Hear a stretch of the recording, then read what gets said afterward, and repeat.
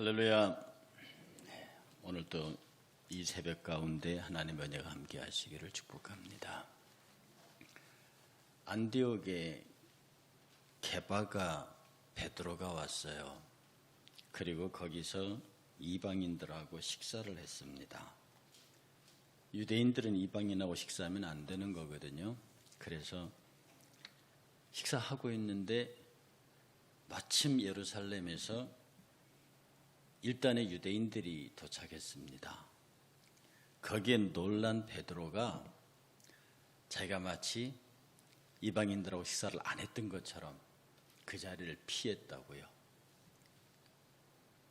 그게 심지어 바나바까지도 거기에 놀래가지고 바나바도 이방인들하고 식사하는 자리를 피하는 형국을 보고 그 자리에서 사도 바울의 그 광경을 목격하고 감히 나이도 많은 베드로 수사도에게 네가 그렇게도 약해가지고 복음을 따르지 못하면서 무슨 이방인들에게 복음을 전하냐고 팍 퍼붓는 장면이 사도행전에 있습니다.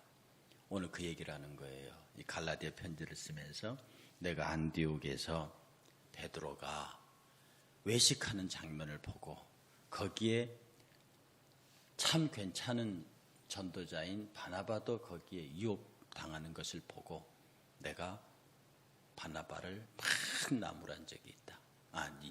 베드로를 나무란 적이 있다. 이 얘기를 하는 바울의 이야기, 오늘 본문의 핵심이 뭐냐면 네가 예수 그리스도를 잘 믿는다. 베드로만큼 잘 믿는 사람이 어디 있느냐. 바울 나까지를 포함해서 베드로만큼 참된 증인이 어디 있고 목격자가 어디 있고 그렇게 치열하게 예수 그리스도의 사도가 된 사람이 어디 있느냐. 그런데 베드로조차도 이방인들과는 음식 먹어서는 안 되는 유대의 그 율법의 틀을 벗어나지 못하고 양심의 자유와 율법의 얽매임의 자유로부터 해방시켰는데 어찌해서 아직까지 그 모양이냐. 그래서 바울은 이 갈라디아에서 본문 통해서 특별히 오늘 본문의 요절이 20절입니다. 내가 그리스도와 함께 십자가 못 박혀 죽었나니 그런즉 이제 내가 산 것이 아니요 오직 내 안에 그리스도께서 사신 것이라. 이제 내가 육체 가운데 사는 것은 나를 사랑하사 나를 위하여 자기 몸을 버리신 하나님의 아들을 믿는 믿음 가운데 사는 것이다. 여러분도 요 요절만 딱 잘라서 그 요절만 외우니까 나를 죽으라 하나 보다 이렇게 이해를 하지만 그 말은 결론적으로 맞는 말이지만 대사도 베드로를 치는 말입니다. 네가 십자가에 과연 죽었느냐? 그러면 어찌하여 외식할 수 있느냐?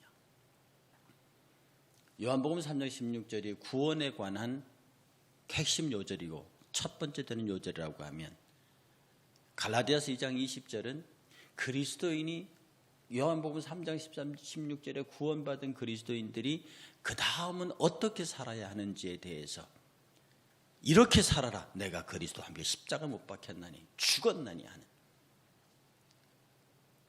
성경 한번 찾아보겠습니다. 창세기 32장.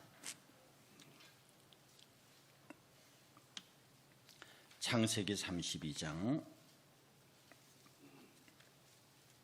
거기 보면요, 여러분이 잘 아시는 대로 야곱이 두 부인을 데리고 많은 재물을 거느리고 형 에서를 만나러 갑니다.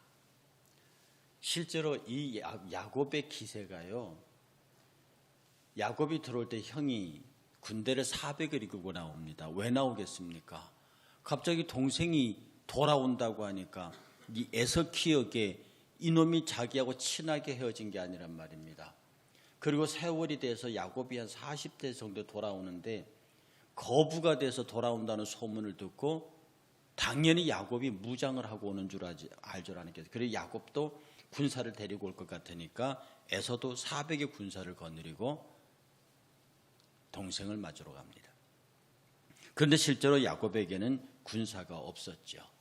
그런데 그 앞에 하나님의 군대라는 말이 나옵니다. 32장 1절에 보면요, 야곱이 길을 가는데 하나님의 사자들이 그를 만난지라 야곱이 그들을 볼 때 이르기를 이는 하나님의 군대라. 그리고 그 땅의 이름을 마하나임이라 지었습니다.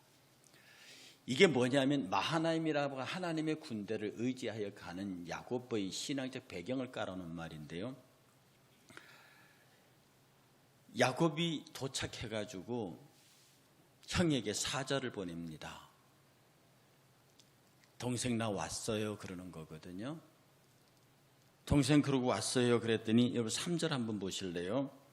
야곱이 세일 땅에 에돔들에 있는 형 에서에게로 자기보다 앞서 사자를 보내며 그들에게 명령하여 이르되 너희는 내 주 에서에게서 이와 같이 말하라. 주의 종 야곱이 같이 말하기를 내가 라반과 함께 거류하며 지금까지 머물러 싸우며 내게 소와 나귀와 양떼 노비가 있으므로 사람을 보내 내 주께 알리고 내 주께 은혜 받기를 원하나이다 하라 하였더니 사자들이 돌아와 이르되 우리가 주인의 형 에서에게 이른즉 그가 400명을 거느리고 주인을 만나러 오더이다. 이 에서의 분노의 직면에 있는 야곱의 절망입니다. 큰일 났다는 거예요. 야곱은 대범한 인물이 아닙니다. 소심한 인물이에요. 형 에서가 400을 거느리고 온다고 하는 절망 속에 빠집니다. 그리고 7절 한번 보시겠어요? 야곱이 심히 두렵고 답답하여 자기와 함께 동행자와 양과 소와 낙대를 두 떼로 나누고 이르되 에서가 와서 한 떼를 치면 남은 한 떼는 피하리라 하고 야곱이 또 이르되 내 조부 아브라함의 하나님 내 아버지 이삭의 하나님 여호와여 주께서 전에 내게 명하시기를 내 고향 내 족속에게로 돌아가라. 내가 내게 은혜를 베풀리라 하셨나이다. 나는 주께서 주의 종에게 베푸신 모든 은총과 모든 진실하심을 조금도 감당할 수 없사오나 내가 이 지팡이만 가지고 이 요단을 건넜더니 이 지금은 두 때나 이루었나이다. 내가 주께 간구하니 내 형의 손에서 에서의 손에서 나를 건져내시옵소서.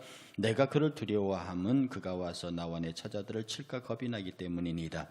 주께서 말씀하시기를 내가 반드시 내게 은혜를 베풀어 내 씨로 바다에 셀 수 없는 모래와 같이 많게 하리라 하셨나이다. 약속하지 않으셨습니까? 그런데 형 에서가 400을 끌고 와요. 이 400이면 우리 족속 다 죽습니다.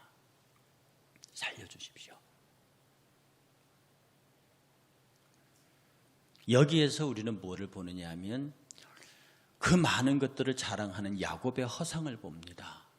에서의 400군대를 당하지 못하는 그 앞에서 벌벌 떨고 있는 하나님의 군대라고 하는 의식이 야곱의 속에 깔려 있음에도 불구하고 하나님의 군대의 땅을 거쳐온 야곱의 초라한 모습입니다.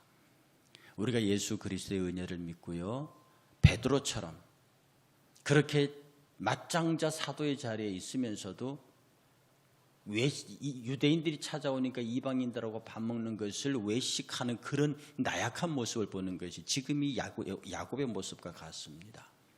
그 거부가 되고 그렇게 막강한 재물을 갖고 있으면서도 형 고작 400의 군대를 그 앞에서 쩔쩔매고 하나님께 매달려 있는, 약속하지 않으셨습니까?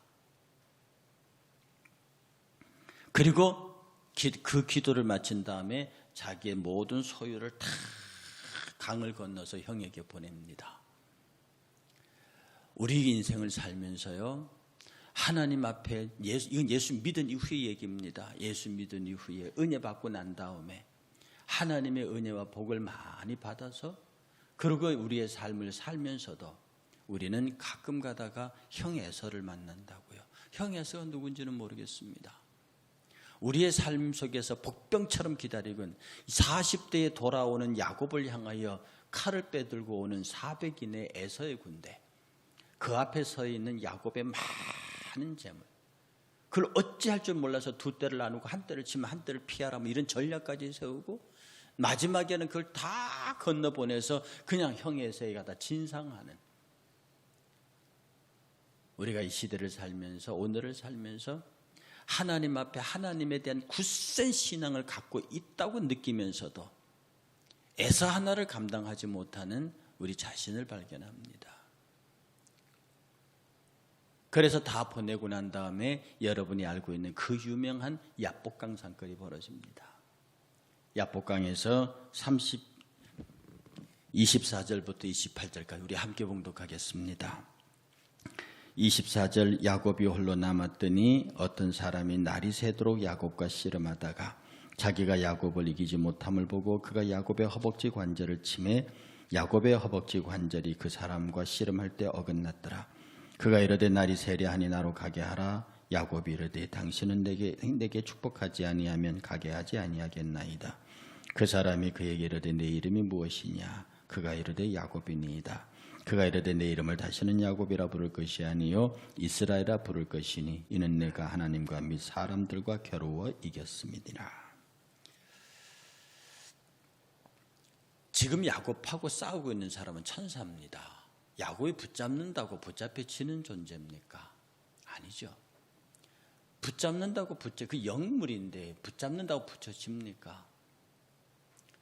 그 말은 야곱의 간절함이 그만큼 영적 존재인 천사가 야곱을 떠날 수 없을 만큼 붙잡는다는 얘기입니다.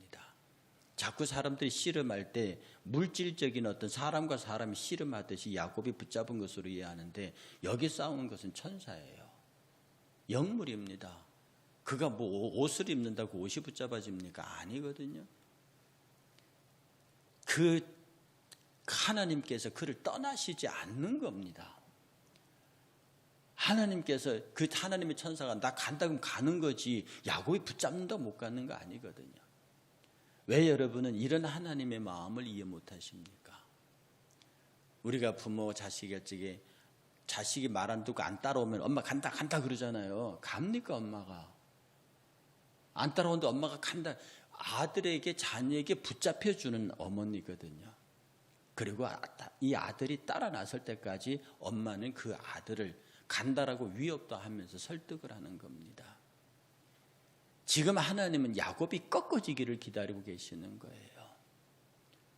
인간적인 방법으로 많은 재물을 형에게 보내서 그 형의 마음이 바뀌기를 원하는 겁니다. 아직도 인간적인 재주를 쓰고 있는 거거든요. 예수를 그들을 믿고 하나님의 신앙생활을 하면서도 꺾어지지 아니하고 내가 그리스도와 함께 십자가 못 박혀 죽었나니 이게 안 되는 거죠.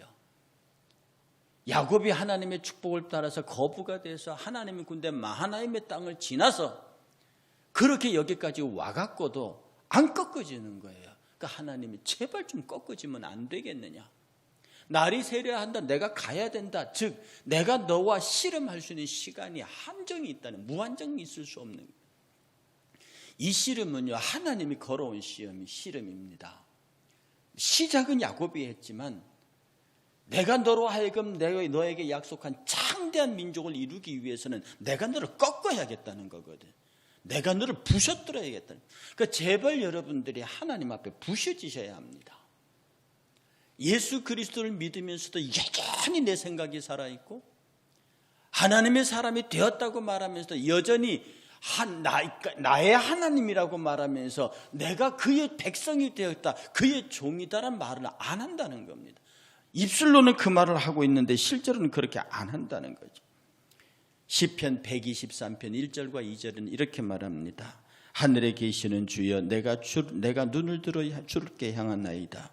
상전의 손을 바라보는 종들의 눈같이 여주인의 손을 바라보는 여종의 눈같이 우리의 눈이 여호와 우리 하나님을 바라보며 우리에게 은혜 베풀어 주시기를 기다리나이다. 여기까지 가야 하는 거예요.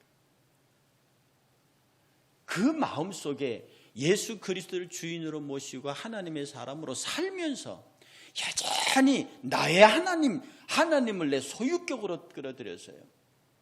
하나님의 나가 아니라 나의 하나님이 틀렸다는 말이 아닙니다. 그런데 나의 하나님이 너무 지나쳐서 내 고집대로 내 생각대로 야곱의 방식대로 살겠다는 겁니다. 그런데 하나님은 그 야곱을 꺾어버리세요. 너는 이제부터 이스라엘이 되는데 사람들이 너에게 져줄 것이다. 내가 너에게 져주었기 때문에 네 이름을 이스라엘 해라. 이름 뜻이 뭐냐? 하나님과 및 사람들과 겨루어 이겼다. 하나님과 사람과 겨루어 이기는 거예요. 내가 너에게 져줄 것이고 사람들이 너에게 져줄 것이다. 사람들이 너에게 져줄 것이다. 그리고 야복강을 건너갑니다. 에서가 400여 군대를 가져옵니다. 한판 붙을 줄 알았죠. 근데 에서가 묻습니다. 네가 앞에 온 이 많은 것들이 뭐냐? 형님한테 드리는 선물입니다.